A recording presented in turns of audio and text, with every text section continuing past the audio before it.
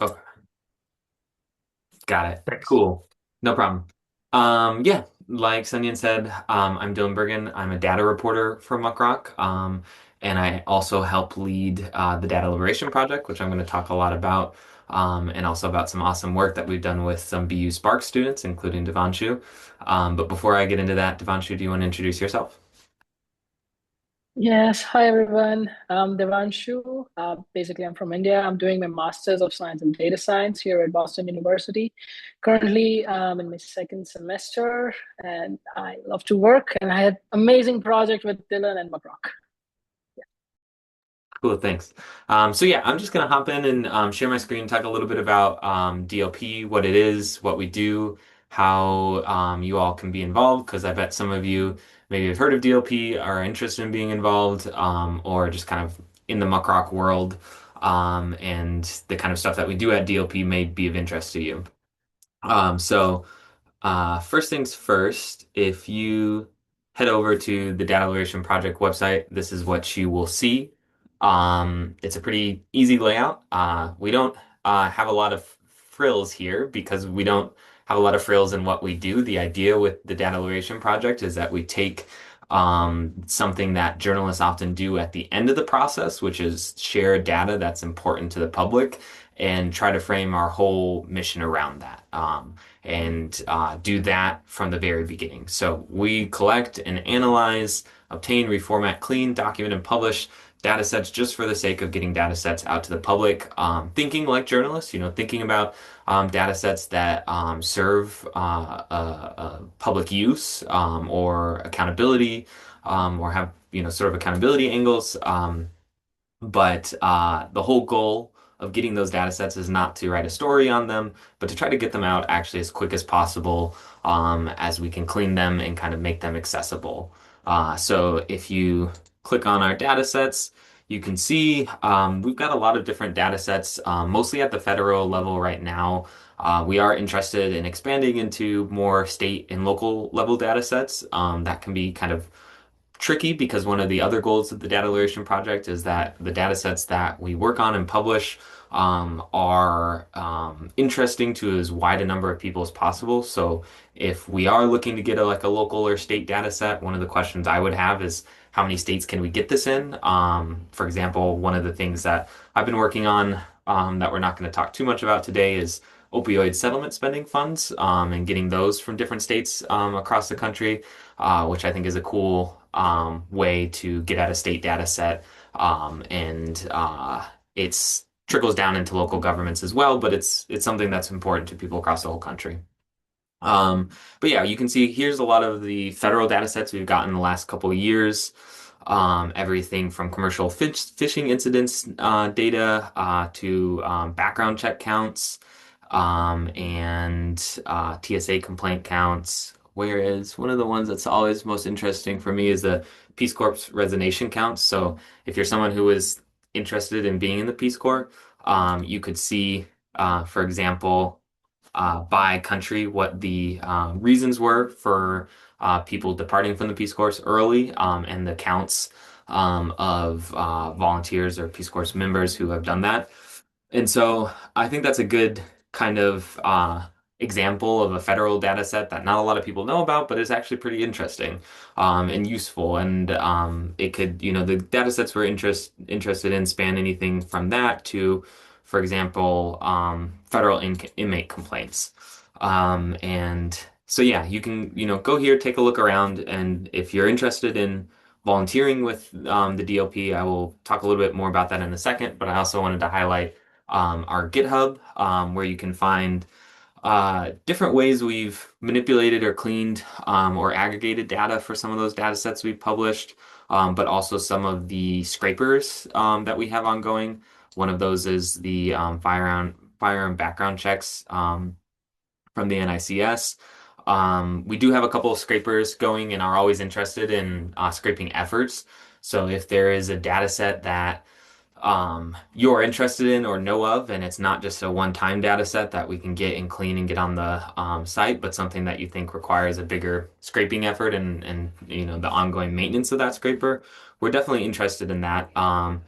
It does require significantly more significantly more effort to keep these scrapers going and to have volunteers who are committed to that because as everyone on this call probably knows, the internet changes and a lot and probably even more now than before. But it is something we're interested in. So, yeah, if you're interested in volunteering with the DLP, you can first join our Slack, which is maybe how some of you ended up here. But we'll be trying to, in the next week or so, in the next couple weeks, get some surveys in the Slack channel just to see what people are interested in going into this year, what types of data set, what types of work you want to do.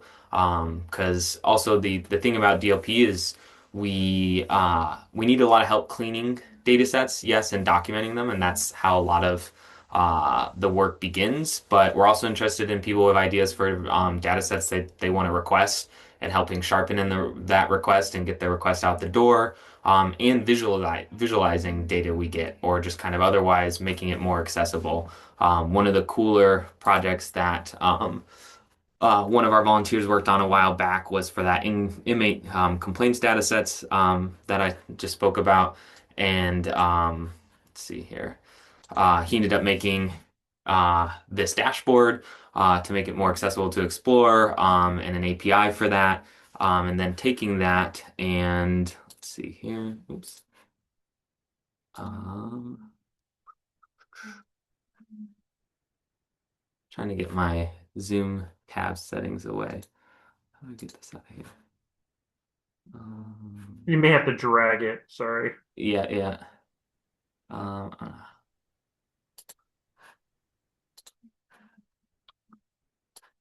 there we go. He ended up turning that into a project he worked on for a class that he was in, but also some pretty awesome visualizations of that data. And as Devanshu will show in a second, the BU Spark students did some really cool stuff, both building dashboard and then getting the slot machine data that they were working on mapped out by military base that those slot machines were in. So, yes, I think a lot of the DLP volunteer time is spent in a folder like this, which is, what when we post a data set and say, hey, we need some help from volunteers, we'll share something like this, just a folder with the data and then a folder for documentation. And a lot of time is spent just trying to document what we got back from the agency and what it looks like and how you could work with it. But there's a lot more fun things you can do too, and we definitely want to encourage that and make sure that there's room for volunteers who want to do things like that. So yeah, and speaking of which, just to kind of segue into Devanshu in a second, we started working with the BU Spark students because we got this Army slot machines database. Not a lot of people know that though gambling is banned on American military bases in the United States and has been since I think like the 1950s. It's still allowed internationally on bases overseas.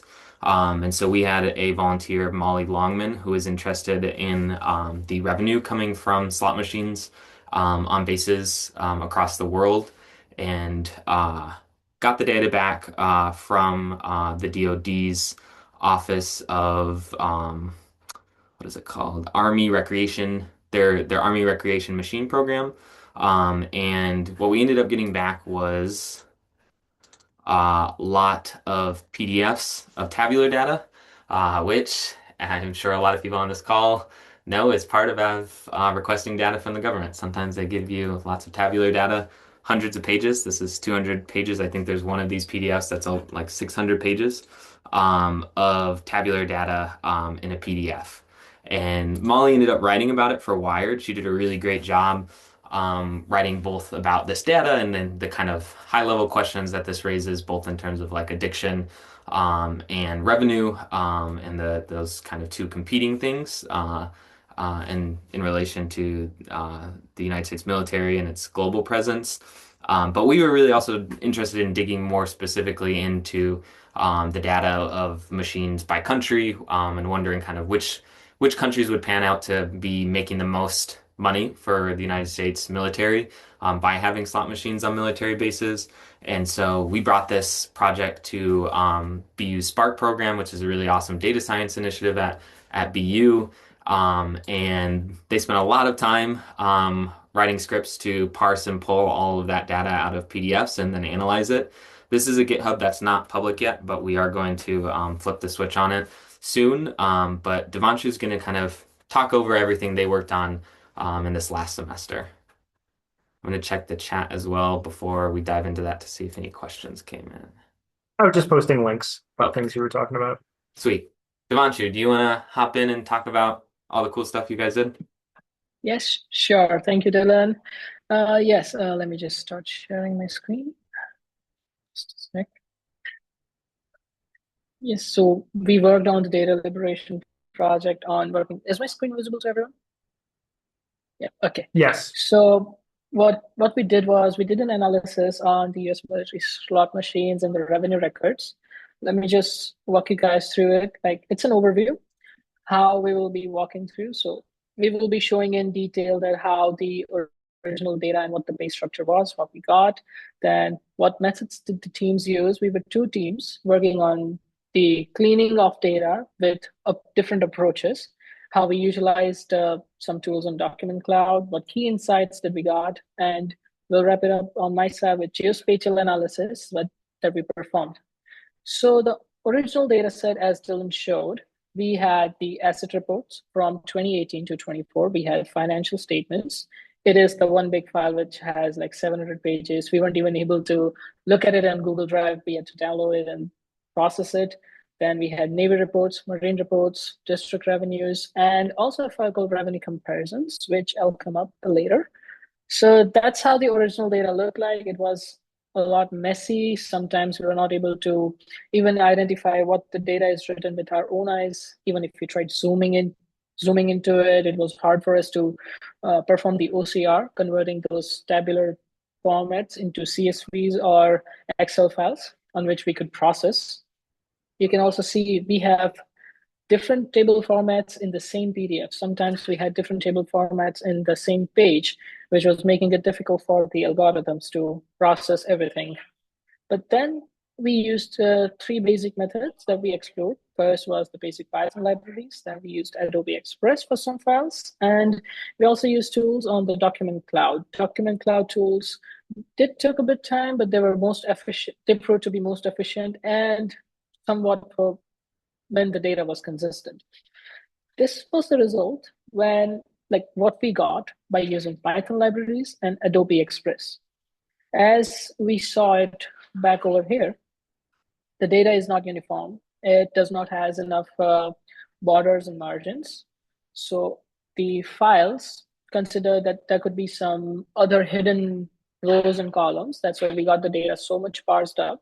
We had to then manually do everything. So it was like around 30,000 rows of manual work with Adobe Express and Python libraries. Because since it's military data, we could not have any issues with it. The figure should stay consistent. Again, this is one more example on what we got from Python libraries and Adobe Express. When we used the TextRect OCR on Document Cloud, we received much cleaner version of these files. What we received were like, okay, let me go on to TextRect OCR first.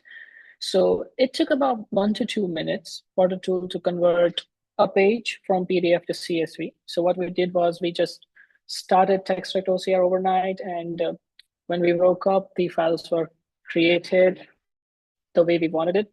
It provided us accurate format with high data accuracy. And also it was useful for the formats where we had some sort of consistency so that we could get the data faster. Moreover, the files that we converted using TextRect were the district revenues and all the asset reports from 2018 to 24. So let me show you what we got.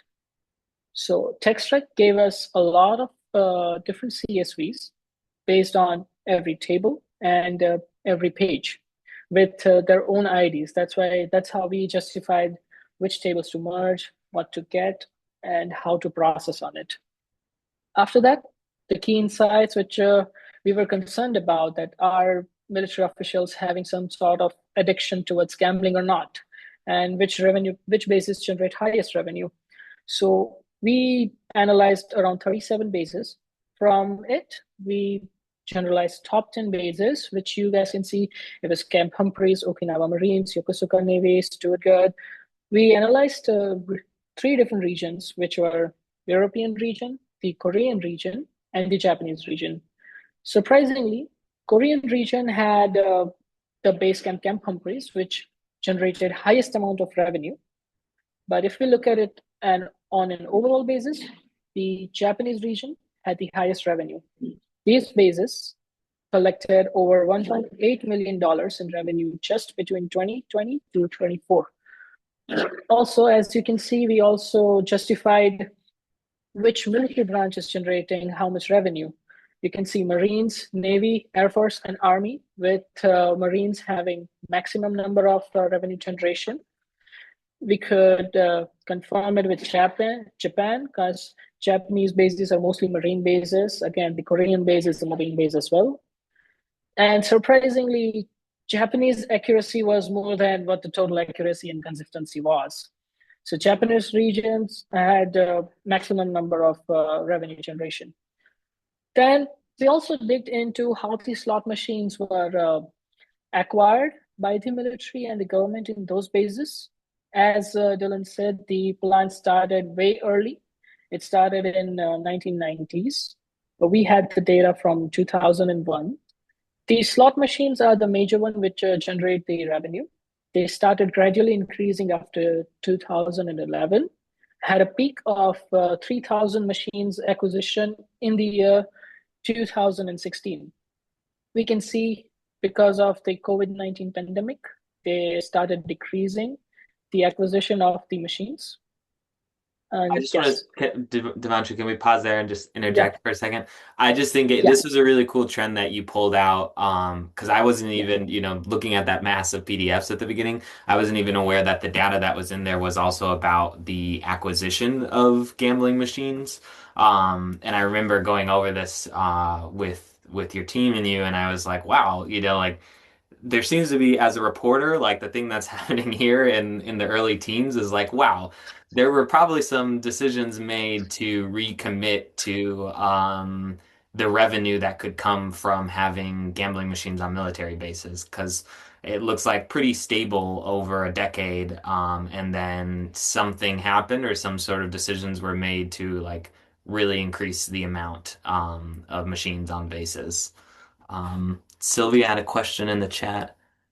Uh, and what's with that one FRS point in 2010? Oh, that's a good point. Devanshu, do you know what that data Yes, point is? yes. Actually, we try to have different types of like these are different types of machines and acquisition. But as I said, we had different asset reports, and the data was not consistent enough. We had only one data acquisition point where it mentioned that there was an FRS machine installation on the military base. That is why we have just one point. A lot of data files were redacted because of some exemptions. We will see that ahead uh, in revenue comparisons. Moreover, there are different types, AMC, ITC. They are mostly liabilities, not exactly all of them are assets. But yes, we just had that much data for FRS. Do we have any other questions? Yeah, we could. So I guess I'll I'll just add, I continue. think FRS, I'm Yeah, not really sure what type of game that is. yes. That's like a slot machine, is obviously a slot machine, FRS, ACM, ITC. I can't remember exactly what types of like gambling games those were. It's the difference in the type of gambling machine. Yes, but Dylan, we could say that slot machines hold the maximum amount because the military is definitely generating a lot of revenue from these slot machines. And as the trend says, they did start reducing the number of slot machines over the year, but the revenue was still being generated. As you can see, in 2020, we have the least amount of acquisition based on the decade that we are following, but the revenue boomed up after 2020. We have $1.8 million in revenue from 20 to 24.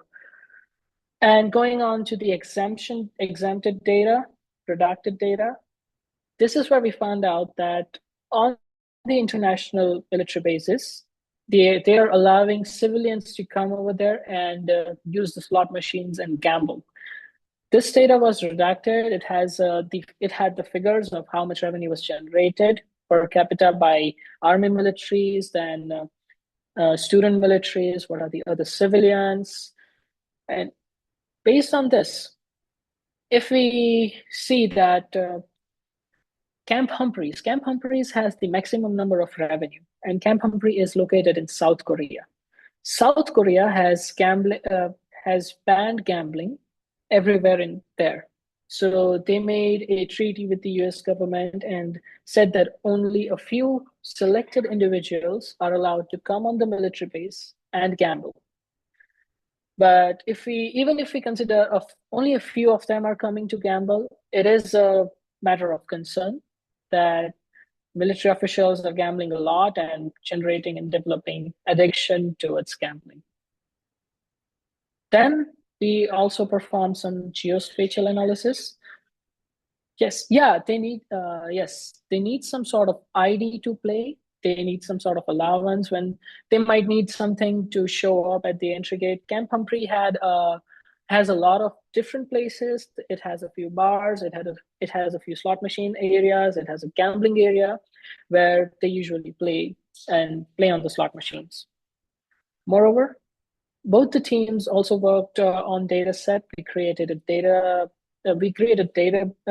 dashboard performing a geospatial analysis with a few basic SQL queries where anybody could come over there and ask that, okay, what are the top 10 bases, what that generated revenue, or sort me all the revenue generation in the year 2018. So we created a dashboard with a few SQL queries, and we also created some sort of geospatial analysis by analyzing. This is the analysis on acquisition of asset reports, or how the assets were taken over in the bases. As you can again see, we have some bases in Sicily, Italy, then a lot of them in European regions. There are a few in the South Korean region. You can see Camp Humphreys, it has somewhere over 80. Japan has a lot of them on Marines. And any questions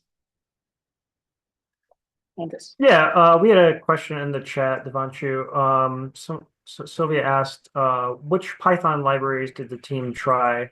I'm assuming this is with the approach with the Adobe Express. Yes, sure. So the Python libraries that were used, they were used by Team B. They used mostly Pydantic. They tried using Beautiful Soup, maybe converting it to HTML, but then they failed using it. They used Pythons. They used one more library, which I'm not sure about. That was mostly the Team B's approach. Team A was mostly using Adobe Express and MuckRock tools.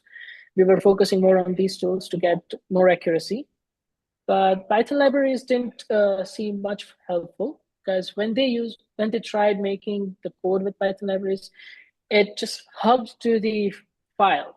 You cannot reuse it, or if you want another type of file in future, you just have to have same table format, same page format, or else that wouldn't work. So it was mostly like a brute force method. Yeah, that sounds about right from my experience of trying to do similar things with PDFs in Python. If it's not like the exact same format, you're kind of just stuck redoing manual work that you could just do by hand as well in that case. Yeah. Yeah. Yes, that's where the TextEd tool came in handy. It gave us data about exactly how we wanted. We got the CSV files easily. Even the team, we then switched towards using dataset tools and Adobe Express after a few files.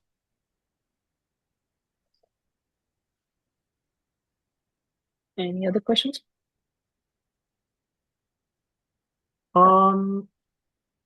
Yeah, you mentioned dataset briefly. What is dataset? How did the team use it? That's the space where you kind of worked with like the tabular data, right? No, actually, mostly we worked with the tabular data using our IPYNB notebooks. We converted Uh, everything into CSV, cleaned every CSV file. So when mhm, at the end we had to upload everything to dataset, it was a nice tool. We gave every base their own coordinates, latitudes and longitudes. That's how dataset mapped it easily for us. We didn't have to write any other code for visualization. We uploaded the CSV files straight into the dataset. It assumed that these were the latitudes and longitudes for the base camps and projected directly for us. Then mhm. what we did was we just found ourselves a few SQL queries that might be handy for everyone, and we uploaded that to those SQL to the data set just to show how it looks like anybody could use it. Sounds good. Yeah, so it seems like you all did a Yes, lot of pre-processing before the data ever hit yes, data set. That makes sense. Yeah. Yeah, yes, totally. And I hope is that, especially once we make the dataset instances public, that those are a good place to explore the data. I think what dataset does really good, I mean, other than being a good open source equivalent to something like Excel or Google Sheets, it also makes it really easier to like filter and kind of uh, filter and refilter and then work with geospatial data in that way. So you can kind mhm, of very quickly zoom in on a country and then a specific type of machine, or a month in a country and a machine, like these sort of things that you would do. Making a pivot table in Excel, or if you're an R user, filtering data in a bunch of different ways in your data frame, you can do visually in dataset just kind of by clicking around. And so our hope is that that's just a fun way to explore the data. yeah.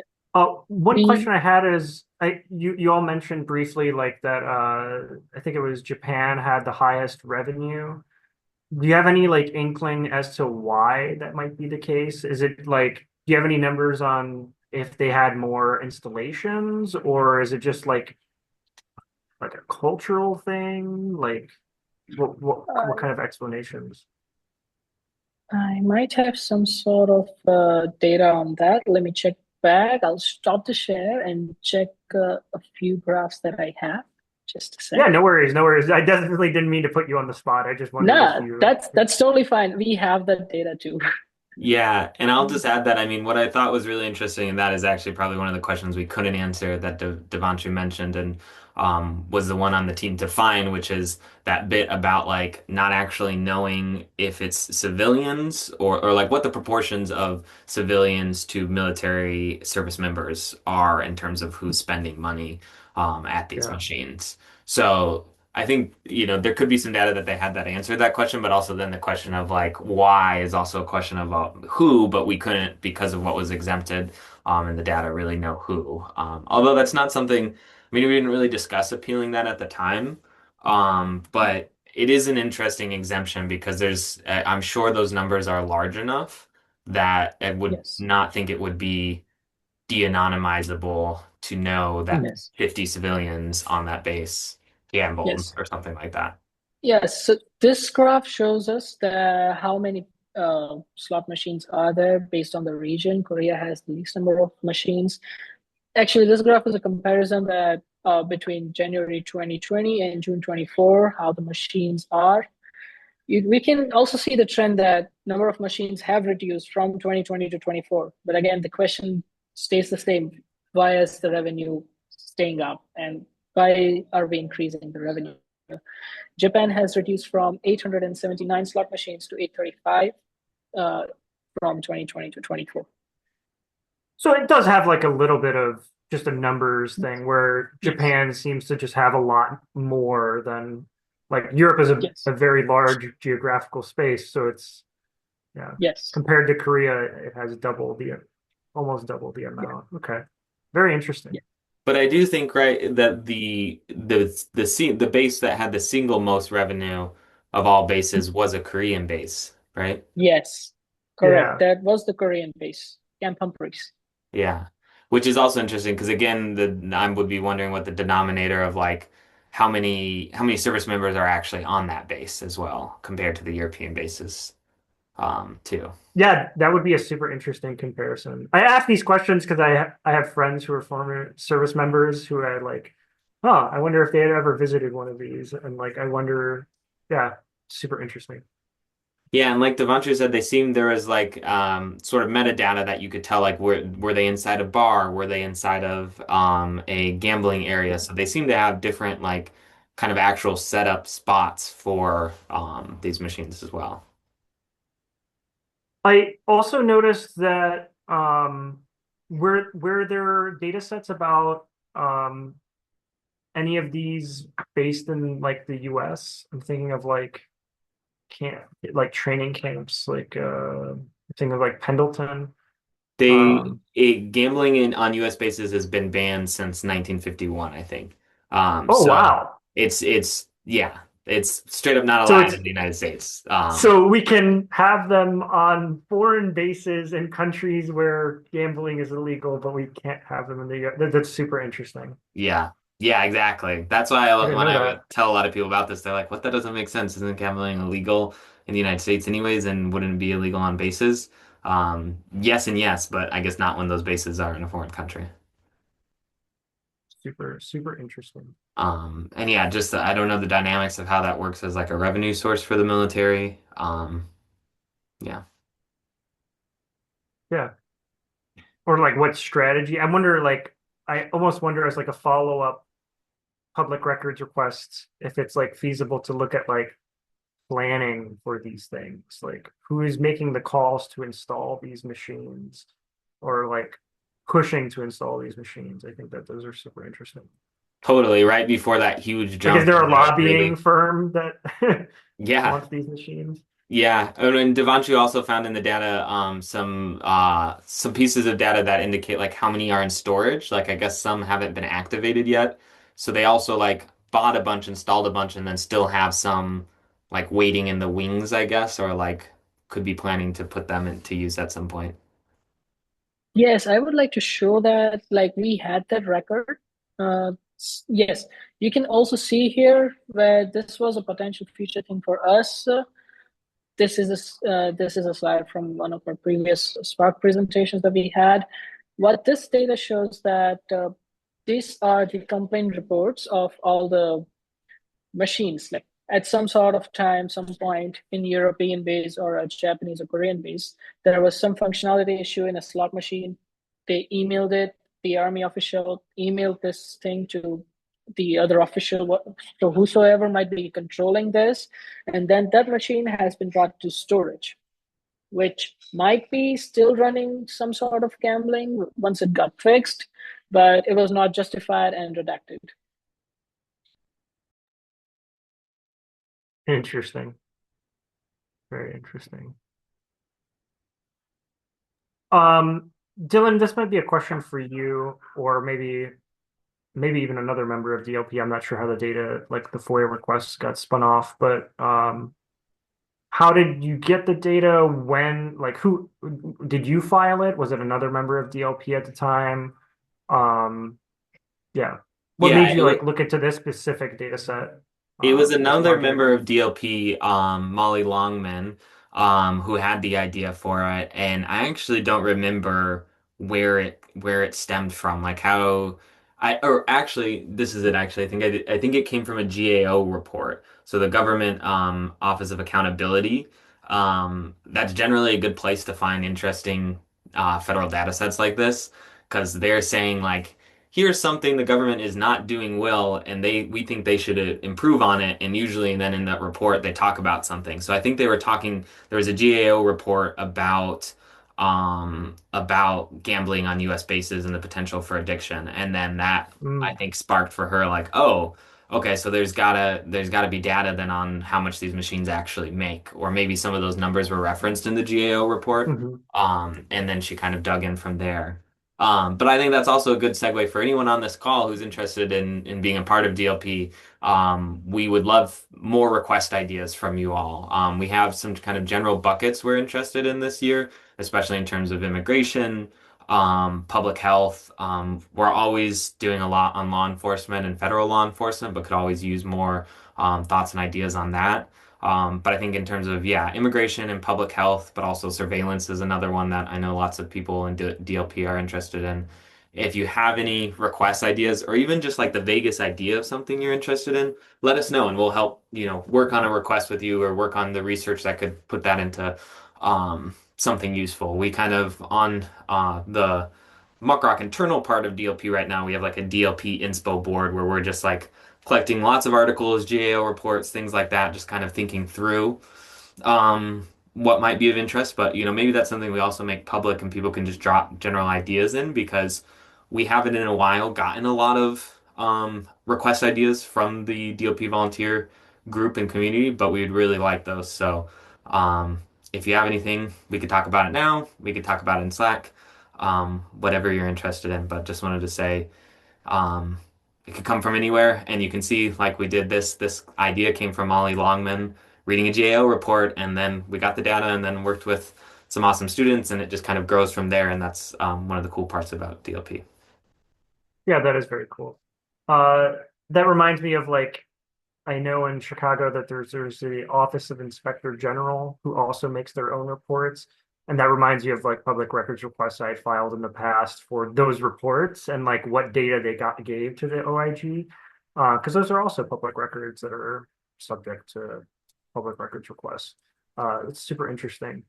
I Totally. And was I'll pull in a link to the GAO, but I will also say the GAO reports come on a variety of topics. So if you are interested in filing a request related to a GAO report, or you're like, oh, I might be interested in this, you can, I think, sign up to get emails anytime they drop like a law enforcement report, environmental report. And so you can just get those to your email. And then when you find something interesting, send it into the DOP Slack.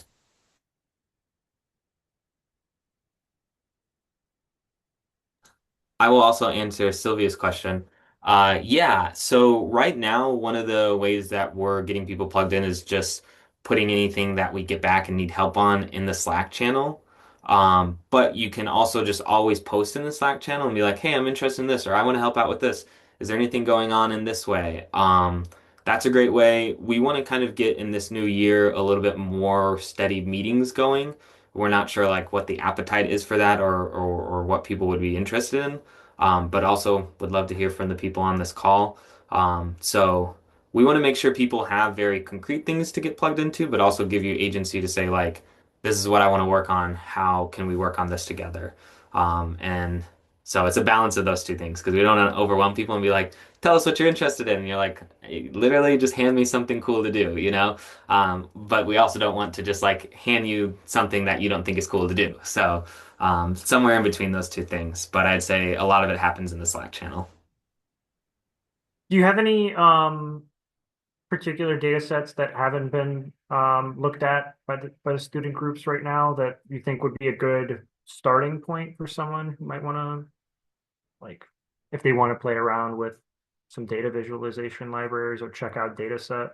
Um, yeah. Yeah, we actually do not have any data sets that need to be get ready to go right now that haven't already been cleaned up and are about ready to publish.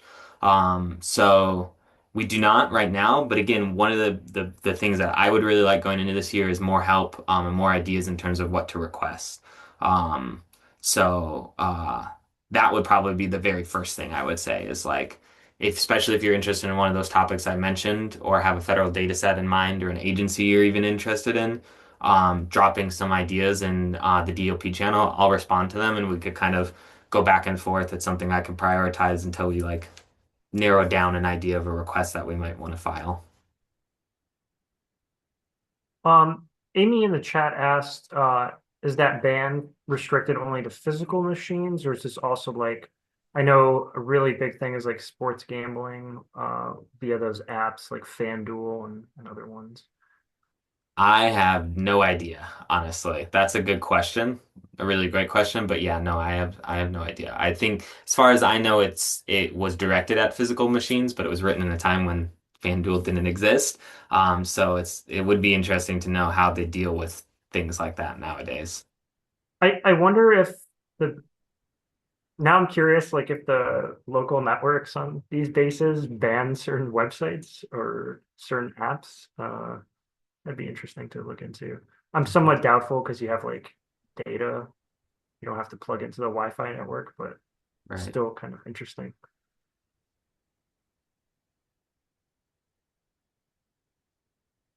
Does anyone else have any questions about the data set, how they may have cleaned the data set, or did any of the visualization, or how they collaborated on the project as the semester went along, or anything? We have about 15 minutes left, but if we do finish early, I'll give folks their time back.